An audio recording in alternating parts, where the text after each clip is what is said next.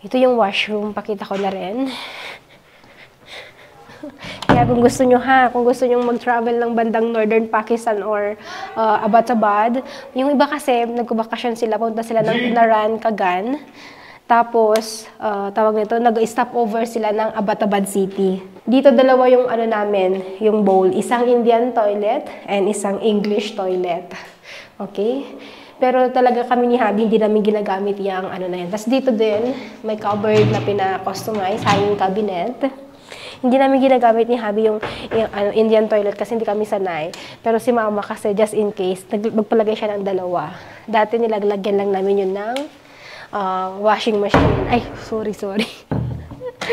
So, ito naman ang kitchen. Gusto ko rin yung kitchen namin. In fairness, si Mama lahat, ang nag-design lahat. Yan. Oh, nabuksan ko yung exhaust fan. Okay, dito tayo. Ayan. Ito ang kitchen. Siyempre, may fridge. Ayan. Mayroon din kaming nilagay na microwave. Wait lang. Dahan-dahan.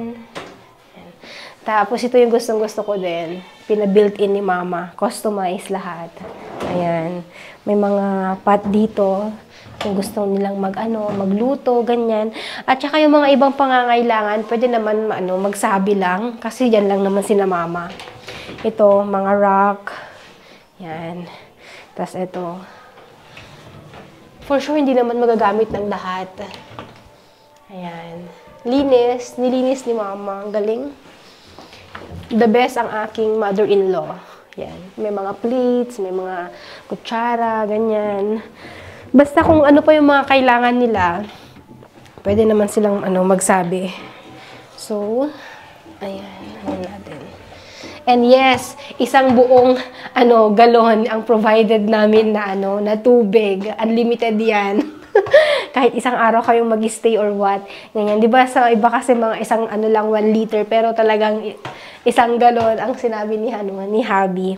And kaya color purple yung yung aking fridge gawa nga ng ang aming stove ay purple. Kaya sabi ko, okay, para mag-matchy sila sa kitchen. Kaya alam nyo na. Tapos ito, exhaust. Yan. Ganda rin ng pagkakaano ni Mama. Tapos ito mabigat. Dati pag nandito ako sa kusina, naglalagay ako dito ng, ng chair para sa gano'n na hindi siya magsara agad-agad. Yes.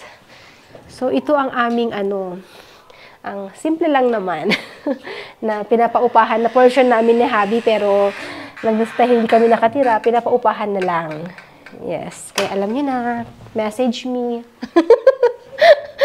For booking, for reservation. And dahil ang lahat ng ito ay because of my mother-in-law, siya yung the best. Siya lahat yung, as in, kahit di kami nagbibisita dito ni Habi ng mga ilang buwan, talagang nililinis niya. Hindi talaga siya nag-hire. Sabi namin, Ma, wag mong linisan. Mag-hire kami ng maglilinis. Pero siya talaga, alam mo na, wala siya, talaga masipag siya. So, siya lahat. Pati dito, binigay namin kay Mama itong itong vase na to, na golden vase. Pero nilagay niya dito, mas maganda daw tignan pag dito siya. So, lahat nito, siya yung may idea. Siya na nga yung architect, interior designer, si Mama na lahat. Kasi that time, nung inaayos na sa Dubai kami ni Habi, so si Mama lahat. Kasi gusto niya pagdating ko dito is okay na, maganda na lahat. And dalawa yung pintuan.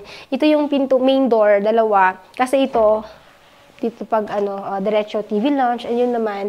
Pero dati, lagi ko tong nakasara. Hindi ko to ino-open. Kasi doon lang naman kami, malapit. Okay, let's go, baby. I'll just fix the curtain. Dito pwede kayong ganda ng selfie-selfie, may get ready with me or outfit of the day. Dito banda sa salamin na to. Yun talaga yung purpose ko kung bakit. Sabi ko kay Habi is, I want at least malaking salamin na yan. Let's go, Han. Okay.